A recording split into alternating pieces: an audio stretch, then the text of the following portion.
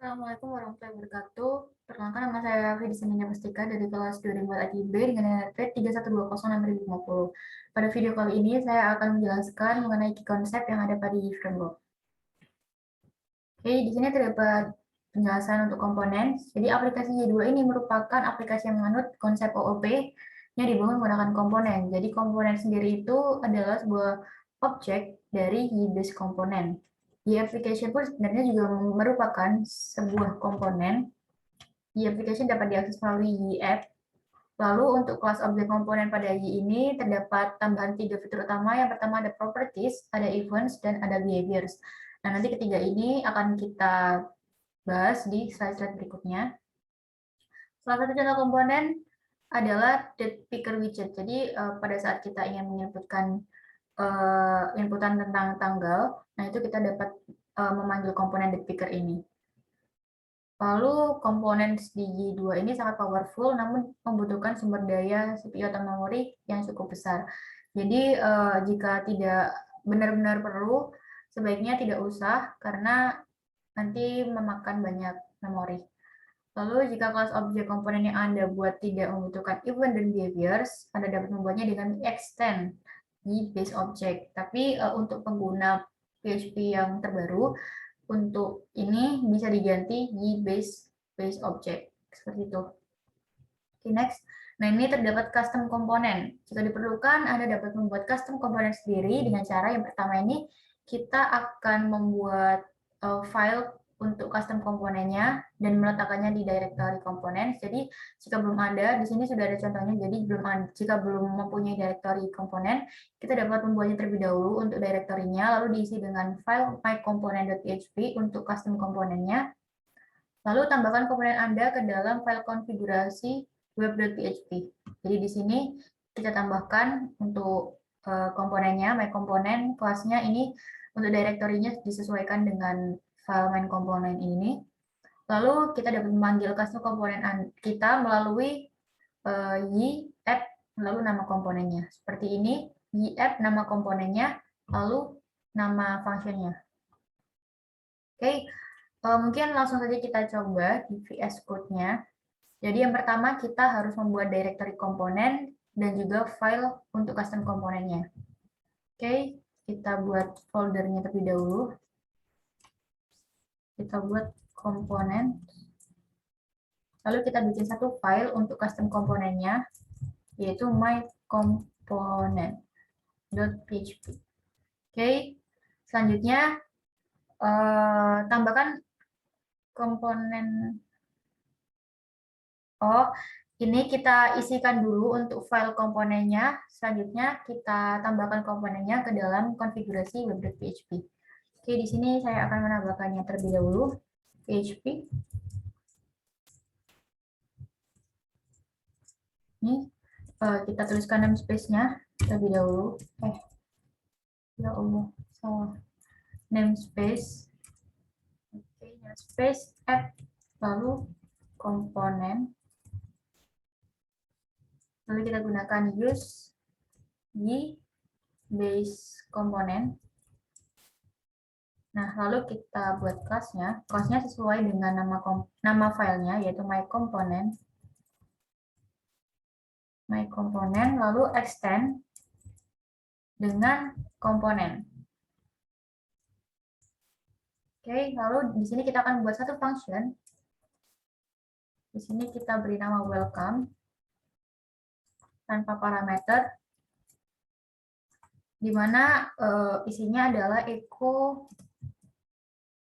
Ini adalah custom component. Oke, kita save. Oke, selanjutnya kita akan menambahkan komponen ini ke dalam konfigurasi atau di web.php. Oke, kita buka folder config, lalu web.php. Nah, di sini kita tambahkan untuk konfigurasinya. Jadi di sini kita tambahkan myComponent. Komponen.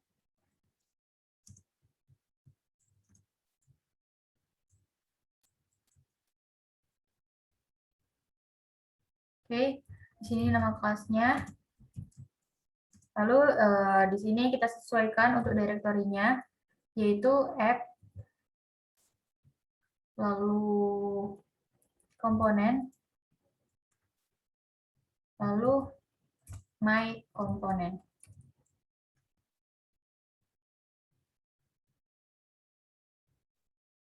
My komponen. Oh ini maaf ini tidak menggunakan ini. Oke.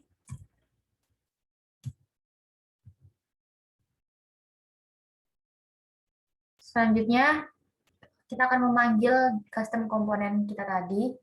Jadi mungkin di sini saya akan memanggilnya di views, lalu di site, di halaman about.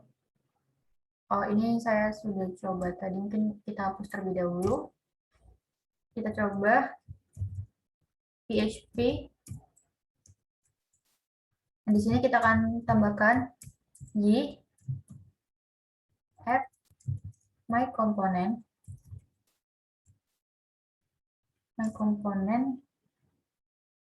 Mohon maaf.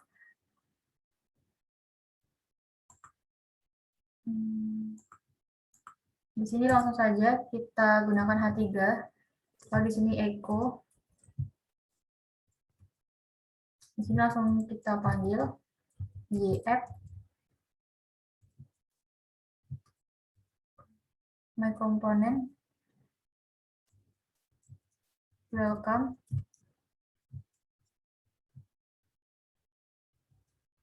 Oh ini sudah, ini kita hapus saja.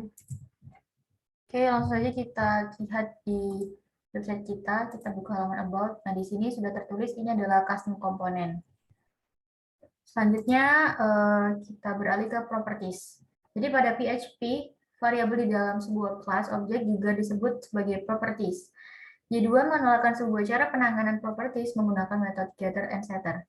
Jadi metode getter ini adalah metode yang namanya dimulai dari dengan get, sedangkan setter dimulai dengan set.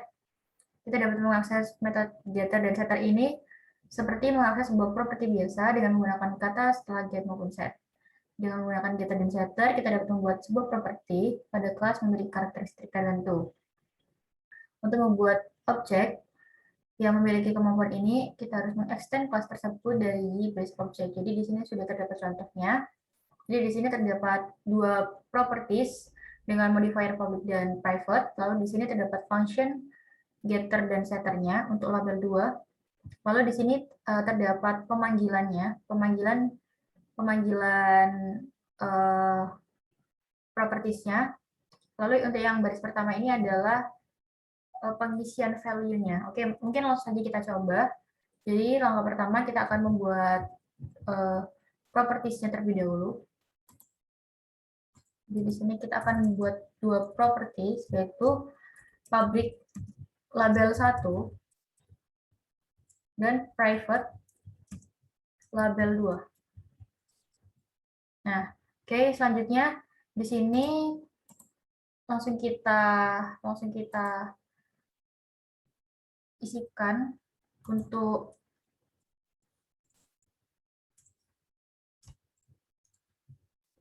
propertiesnya. Kita isikan value-nya. Di sini saya akan mengisikan untuk label yang pertama terlebih dahulu dengan modifier public. Oke, ini kita langsung add my components. Lalu untuk label 1 kita isikan dengan ini adalah label 1. Oke.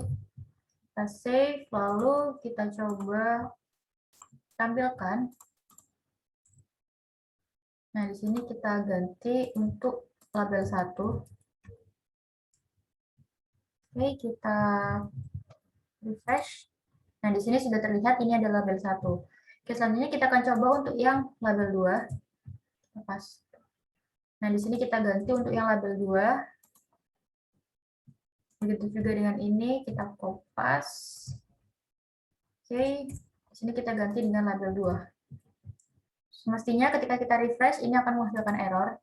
Nah, kenapa? Karena jika kita lihat di sini, untuk properties label 2 ini memiliki modifier private yang artinya tidak dapat diakses di kelas lain. Jadi untuk label 2 ini yang artinya private yang artinya hanya dapat diakses oleh kelas ini aja.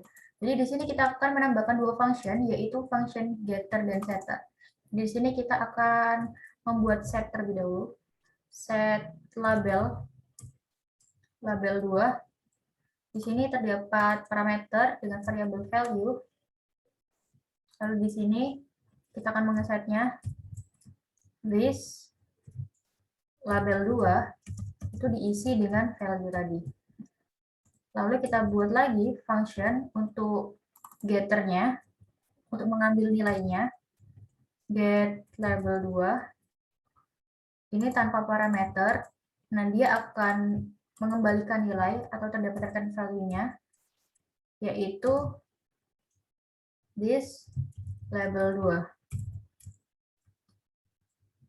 Oke, ketika kita refresh, nah dia akan muncul ini adalah label 2. Seperti itu. Jadi bedanya sama yang pertama tadi, karena modifier yang label 1 tadi itu adalah public, maka dia akan dapat diakses oleh kelas manapun, seperti itu. Nah, selanjutnya adalah events. Event dapat diartikan sebagai suatu kejadian. Dengan memanfaatkan event, memungkinkan kita memasukkan kode program tertentu ke dalam kode programnya di sembarang tempat. Sebuah event dapat dikaitkan dengan satu atau lebih event handler. Event handler sendiri adalah metode yang akan secara otomatis dijalankan ketika sebuah event terjadi. Nah, ini contoh penggunaan event, diantaranya tuh untuk menghitung jumlah pengguna ketika mengakses item index dan grid. Lalu ketika aplikasi kita ingin mengirimkan email ke admin, lalu untuk membuat notifikasi dan masih banyak lagi. Oke, nah ini adalah cara untuk menggunakan event. Jadi yang pertama, kita akan mendefinisikan konstanta terlebih dahulu. Jika terdapat pada contoh di sini, terdapat pada line 8, ini adalah pembuatan konstanta, yaitu const event after something, yang value-nya adalah after something. Selanjutnya, buat metode yang berisi hal-hal yang akan dikerjakan jika terjadi suatu event. Nah, untuk langkah kedua ini terdapat pada line 11, di sini terdapat function myHandler, yang di dalamnya terdapat echo yang menjalankan console loop. Lalu ketiga, kaitkan event ke event handler. Jadi untuk langkah ketiga ini kita kaitkan pada web.php untuk konfigurasinya. Lalu yang keempat, kita trigger the event menggunakan metode trigger. Oke, mungkin langsung saja kita coba di VS Code-nya.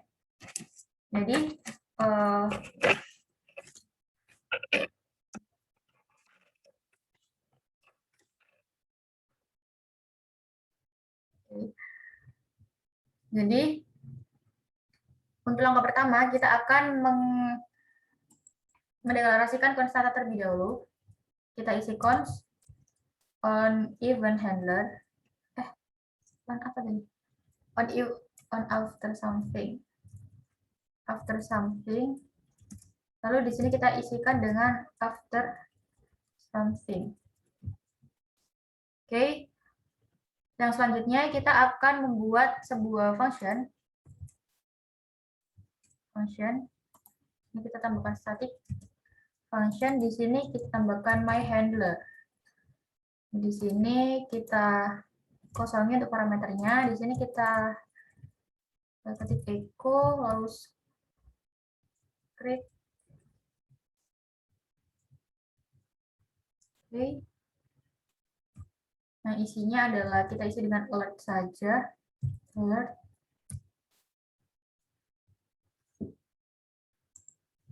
An event occur. Oke. Oh, ini kurang titik koma. Langkah selanjutnya adalah kaitkan event ke event handler. Jadi kita buka untuk web.php. Lalu di sini kita tambahkan on after something. Lalu kita lihat di sini terdapat directory dari my component, lalu dilanjut dengan function-nya. Jadi di sini app, lalu komponen, lalu my component, lalu disusul dengan my handler, yaitu nama function-nya. Oke, selanjutnya trigger the event menggunakan metode trigger.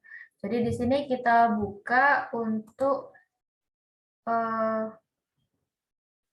controller Lalu di site controller, pada bagian action about, nah di sini kita trigger, kita tulis y add my component, lalu trigger. Nah, di sini kita tuliskan after something.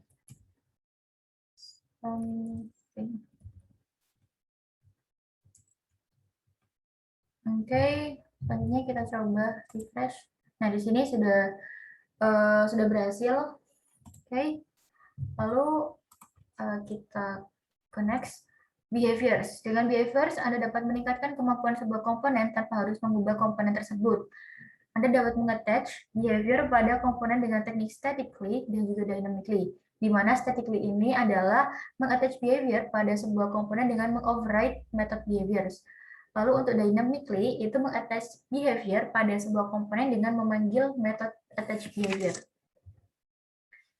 Y2 ini menyediakan beberapa built-in behavior, diantaranya ada access control yang digunakan untuk filter hak akses, lalu timestamp ini untuk mencatat waktu, dan blink untuk mencatat user yang melakukan perubahan secara otomatis. Nah, selanjutnya terdapat configuration atau konfigurasi. Jadi configuration ini banyak digunakan ketika membuat objek baru atau menginisialisasi objek. Jadi seperti yang tadi, kita kan habis bikin komponen dan lain-lain, itu kan pasti melakukan konfigurasi seperti itu.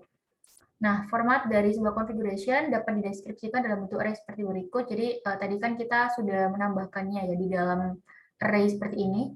Lalu konfigurasi untuk Y application merupakan salah satu bentuk configuration yang sangat compact. Sebagian besar dari widget juga diatur menggunakan configuration. Nah, di sini ada aliases. Alias digunakan untuk merepresentasikan path maupun URL. Jadi alias ini ibaratnya kayak mempersingkat nama gitu. Jadi sebuah alias itu harus dimulai dengan karakter add. Jadi ini misal y set alias foo, add foo. Nah, ini digunakan untuk path to foo. Jadi path to foo ini dapat diwakilkan dengan add foo seperti itu. Jadi ini kan panjang, ini juga panjang http www.example.com. Ini bisa diwakilkan dialiaskan dengan add bar seperti itu. Nah, di sini juga ada beberapa contohnya. Alias juga dapat didefinisikan pada application configuration. Lalu untuk menggunakan alias dapat dilakukan dengan cara memanggil metode yGetAlias. Nah, ini untuk cara-caranya. Echo yGetAlias foo bar file.php. Di beberapa tempat alias dapat digunakan tanpa harus memanggil metode yGetAlias. Nah, ini contohnya. Cachepath, ini add runtime slice cage. Oke, lalu ada predefined alias. Nah, ini artinya apa? Jadi kita kan kalau misal pakai yang ini kan kita harus mengset sendiri manual. Nah, sedangkan di sini itu Y sudah menyediakan yang siap untuk digunakan. Di antaranya itu ada add Y, itu digunakan untuk base.php, add app, itu untuk running application, runtime, webroot, web, vendor, bower, npm, dan masih banyak lagi. Lalu di sini ada kelas autoloading, di mana jika kalian sudah menonton video-video sebelumnya, jadi autoloading itu digunakan untuk mengakses komponen-komponen yang dibutuhkan ketika website kita dijalankan. Nah, ini autoloader dipasang ketika Anda menginputkan file y.php. Secara default, ini menggunakan dua kelas autoloader, yaitu composer autoloader dan y-autoloader yang diletakkan pada entry script. Jadi ini adalah entry script-nya. Lalu di line ke 1, 2, 3, 5, di line ke-5, itu ada vendor autoload. Nah, itu dia akan memanggil komponen-komponen yang dibutuhkan. Oke, jadi untuk penjelasan kali ini, saya cukupkan sampai di sini. Untuk latihannya akan saya kerjakan atau akan saya coba di video selanjutnya. Mungkin cukup itu dari saya. Terima kasih. Mohon maaf apabila ada salah kata. Wassalamualaikum warahmatullahi wabarakatuh.